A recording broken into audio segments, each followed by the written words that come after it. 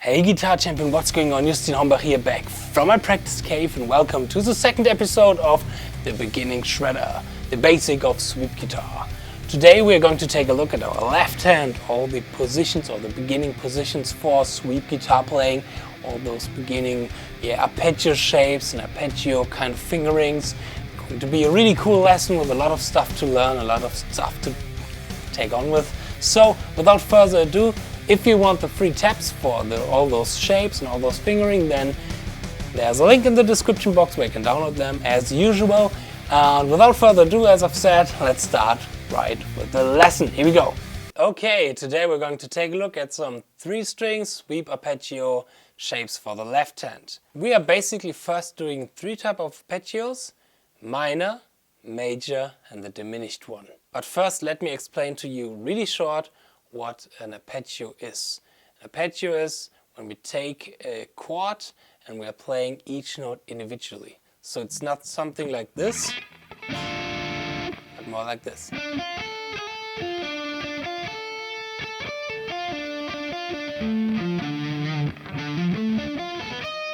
Oh, sorry. A chord consists basically out of 3 notes: the root, the third and the fifth. So, and from every chord we have 3 different inversions.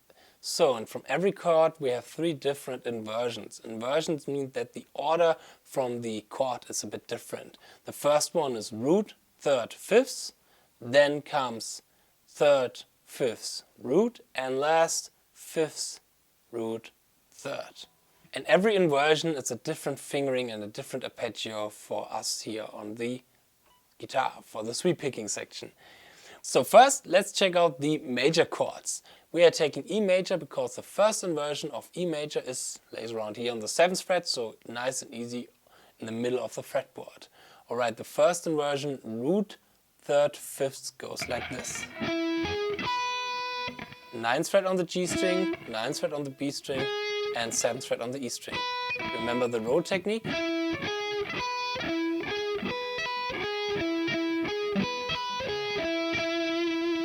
This is the first inversion of E major. So again, the first inversion, the root is on the 9th fret of the G string, the third is on the 9th fret on the B string, and the 5th is on the 7th fret on the E string. Now what we are doing now is we are adding 1 note, the octave of our lowest note in this inversion, which is in this case the root. The octave of it is on the 12th fret on the E string, and we are adding this note to make this shape a little bit more easier, a little bit more comfortable to play for us guitar players. Because when we only take the 3-note shape, it can be, especially when we want to speed it up, a little bit hard for the right hand, because we have more change for the pick direction and a little bit more to do with our right hand. There are still a lot of cool stuff we can make with those 3-string kind of sweep arpeggios, but for the beginning, because this is the guide, the video lessons for the beginning shredders, we're adding the 12th fret on the E string. So we have this kind of shape.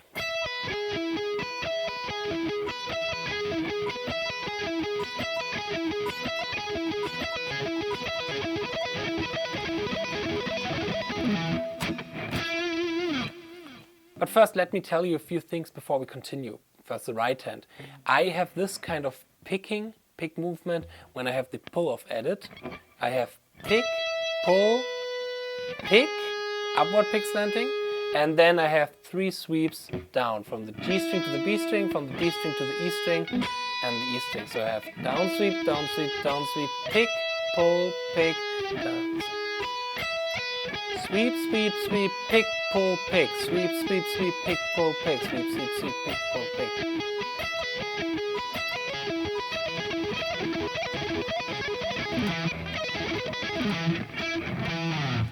Now there are people out there who are playing this version like me, but there are people who love the different version, and the different version is this one.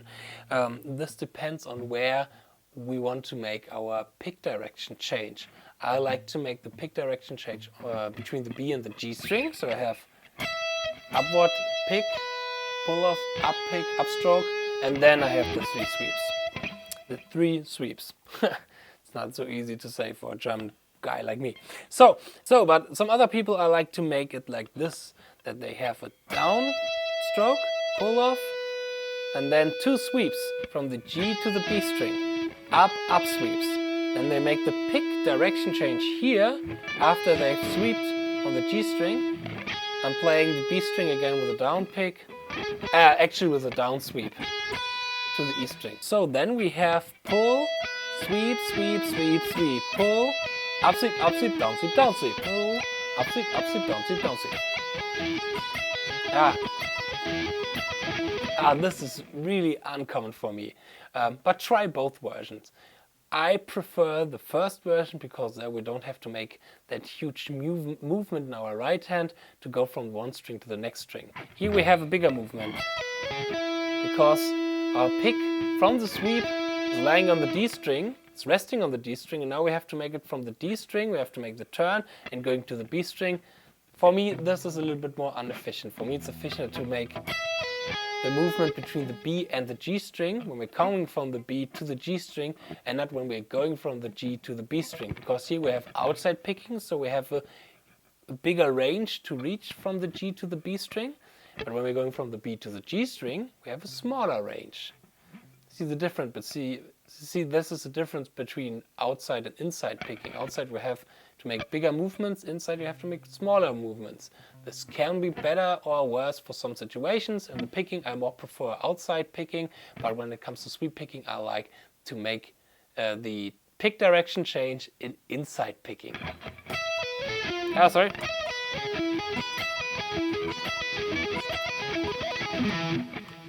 The next thing that I want to talk to you about is the pull-off. Always try to focus that your pull-off is in time. This is something I really had to work on a lot in the last years. It was a big problem for me. So you see, even some basic things can be a problem sometimes for advanced players. But this is a cool thing about this format. Everything I made wrong, I tell you now, so you don't make it wrong in the beginning. When I speed it up, first of all, my pull-offs sound like this.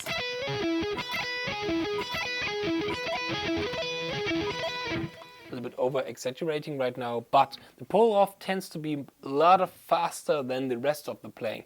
So try to focus that your pull-off is always in time and has the same length as the rest of the notes.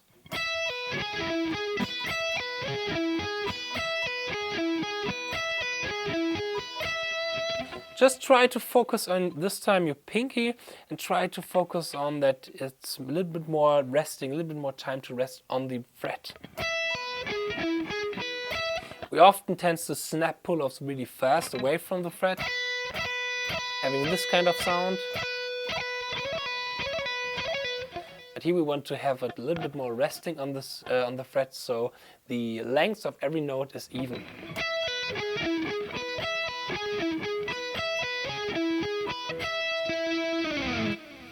So let's check out some more inversions and some more arpeggio fingerings for the sweep arpeggio section. So the next inversion is the one where we're starting on the third, and the major third of E major is a G sharp, and it's on the 13th fret of the G string.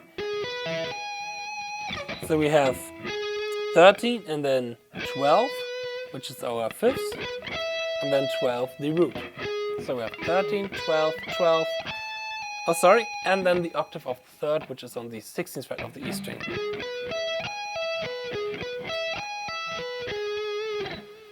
Those two things that I've mentioned after the first inversion, with the pick direction and the pull-off, it stays the same for every inversion that we are now playing.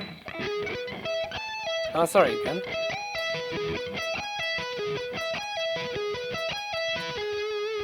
Going to the next inversion where we're starting on the 5th of E major. The 5th of E major is the B, and it's on the G string, 16th fret. So we have 16, then the root, 17th fret, and then the third on the 16th fret again on the E string. And the pull-off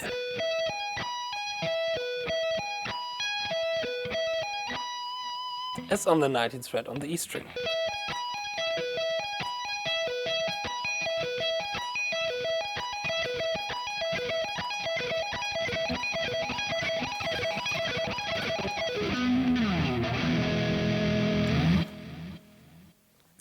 Okay, now all of this in minor. The good thing about minor and major is that we only have to change one note. The major third has to become the minor third. So every time we have the third, for example in the first inversion, or the second note, we have to make one half note below, so one fret below. So the first inversion is now 9, 8, 7, 12. The second one is 12, 12, 12, 15. And the third one is 16, 17 and 15. Okay, now the next shape I want to show to you is the diminished one. There's a bit of a difference because the diminished arpeggios now have 4 notes, so we have 4 inversions. But the great thing about diminished arpeggios is that they are symmetrical. So that means they only consist of minor thirds. For example, this one. Here we have minor third, going to a minor third, going to a minor third, going to a minor third. This means that every inversion has the same fingering.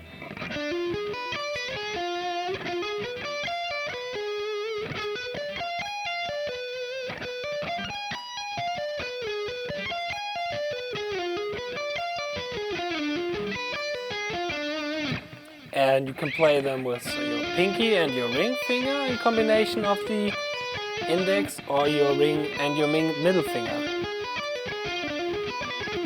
And frets, for example, for this D diminished arpeggio, we have 7th fret on the G string, 10th fret on the G string, 9th fret on the B string, 7th fret on the E string, and 10th fret on the E string.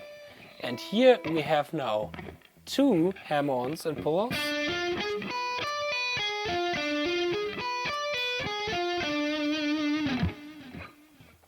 So, and here we have 2 sweeps, here from the B string to the E string, so we have hammer on, pull off, hammer on, sweep picking, pull off, and then sweep picking from the B to the G string, sweep. So it's hammer, sweep, sweep, pull, sweep, sweep, hammer, sweep, sweep, pull, sweep, sweep, hammer, sweep, pull.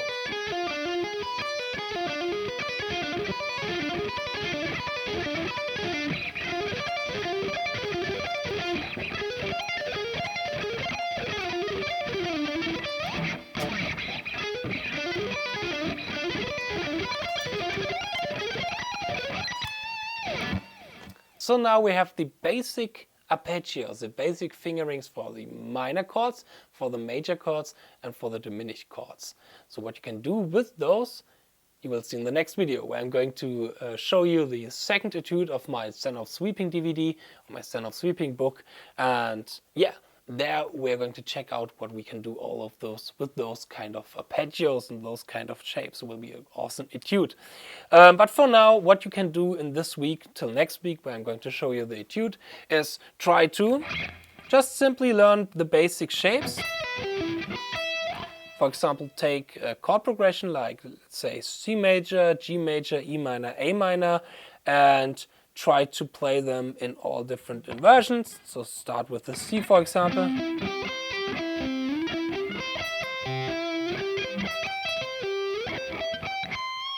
Then the G major, yes, G major.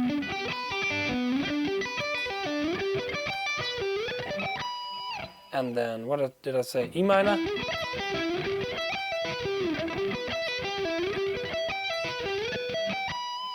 And A minor, for example, here.